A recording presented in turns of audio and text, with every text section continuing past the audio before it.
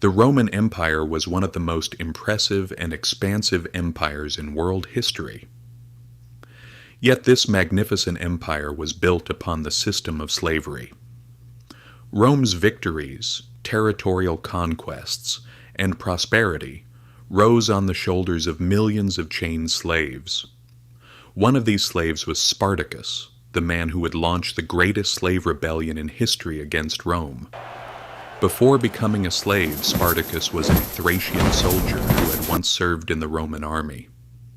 One day, when Rome ordered him to attack his own people, he refused to obey his commander. He fled, was captured, and was enslaved.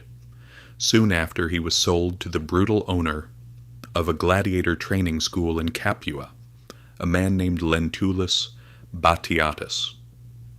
The moment he entered the school, everyone could see he was different. He fought with remarkable skill in training, impressing both gladiators and instructors alike. In a short time, he became a leader in the eyes of the other slaves and gained fame throughout Capua. Eventually, even Rome itself heard of him. One day, Batiatus received an invitation to send his finest gladiators to fight in a grand spectacle in Rome. For Spartacus and the others, this meant death. In the Roman arenas, defeated gladiators were rarely spared.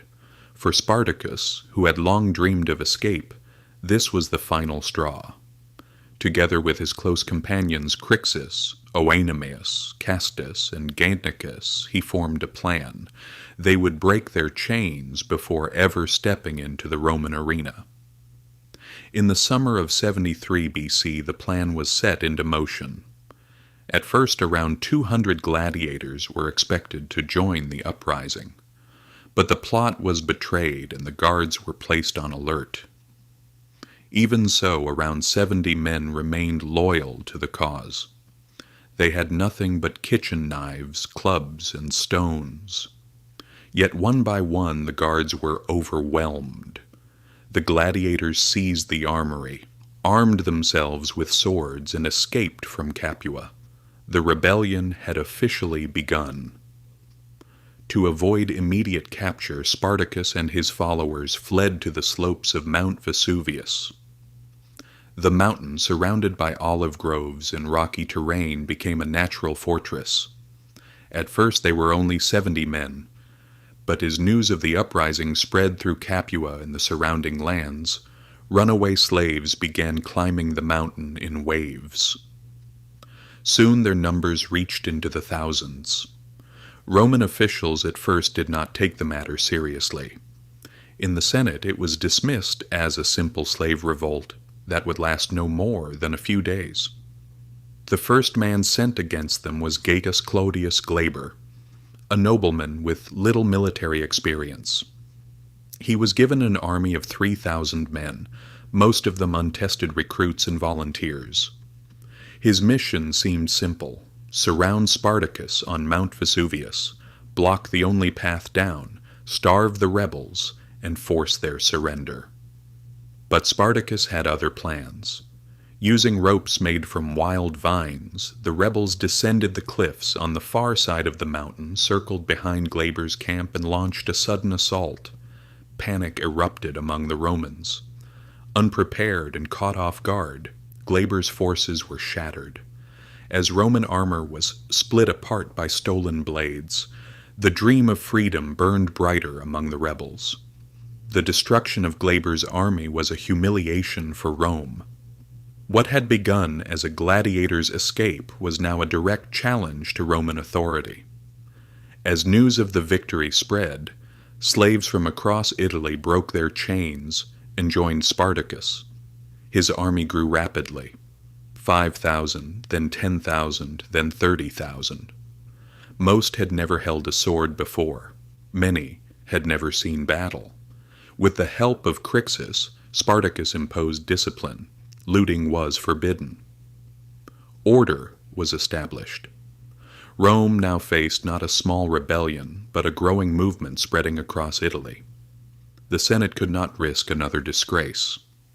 2 consular armies under Publius Varinius and Lucius Cassinius were sent to crush the uprising. Spartacus divided his forces into smaller groups and set ambushes. Cosinius's army was destroyed in a surprise night attack near its camp. Verinius's forces were later trapped in forested terrain and defeated as well. Now real panic spread through the Senate. Rural regions burned. Roads were blocked. Trade was disrupted. Spartacus captured cities such as Beneventum, Nola, Metapontum, and Thurii. Their slaves joined him, and within a year his army may have reached 80,000. Yet Spartacus never sought to conquer Rome. His goal was to cross the Alps, return to Thrace, and live free. But not all agreed with him. Some wanted plunder. Others wanted revenge. Among them was Crassus, who dreamed of marching into the heart of the empire and forcing Rome to kneel. The arguments grew bitter. At last, the army split in two. Spartacus marched north with 50,000 men, while Crassus remained in the south with 30,000. For the Senate, this was the opportunity they had been waiting for. A veteran Roman force under Lucius Gellius, Publicola moved south. Near Mount Garganus, the two sides met in battle. Crassus's men, exhausted from long marches, charged first. Again and again they were thrown back against the disciplined Roman lines. Slowly the rebel army collapsed. When Crassus was killed, the remaining fighters were slaughtered. After this victory, Gellius marched north against Spartacus. At the same time, another Roman army under Gnaeus Cornelius Lentulus Clodianus advanced to block the passes to the Alps. Rome intended to trap Spartacus between two armies and destroy him. Instead, Spartacus struck first. Near Pistoria, he ambushed Clodianus in the mountain valleys and shattered his forces. He then turned on Gellius and defeated him as well. Even when the two beaten generals combined their surviving troops for one final attempt, Spartacus defeated them again. The Senate, now desperate, removed both commanders. There was only one man they believed could erase this humiliation: Marcus Licinius Crassus. The richest man in Rome, ambitious and ruthless, Crassus was given command of a new army of 50,000 men. Spartacus tried to break north, but failed. After losing thousands in battle, he retreated south. His army was exhausted. He then made a bold decision: cross to Sicily. Sicily was Rome's granary and had seen major slave revolts before. If he could reach the island, he might ignite a new uprising and drag Rome into years of civil war. To do so, Spartacus made a deal with pirates. He waited for them near Rhegium, but the pirates took his gold and vanished. Now trapped in southern Italy, Spartacus faced disaster. Crassus responded by building an enormous line of fortifications across the narrowest part of the peninsula, trenches, walls, and barriers stretching for miles. Roman ships sealed the coast. The rebels were cut off by land and sea. Hunger spread, morale weakened. But Spartacus was not finished. In a sudden night attack, his forces broke through the defenses and escaped northward. Crassus pursued them relentlessly. Meanwhile, Pompey the Great was returning with another army, and Lucullus approached from the east. Spartacus tried once more to negotiate, sending a letter to Crassus. It was rejected. There would be no peace. In 71 BC, near the Silarus River, Spartacus and Crassus faced each other for the final time. The rebel army still numbered around 50,000, though exhausted, starving, and surrounded. Before the battle, Spartacus addressed his men.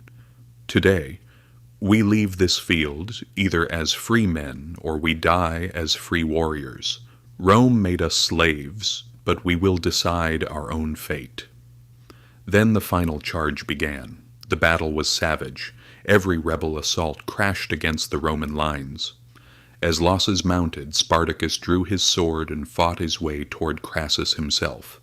He killed several officers but never reached the Roman commander.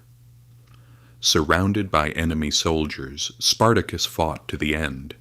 He did not survive. With his death, the rebellion collapsed. Around 50,000 rebels were killed, while Rome suffered heavy losses of its own. To make an example of them, Crassus crucified 6,000 captured rebels along the road leading to Rome.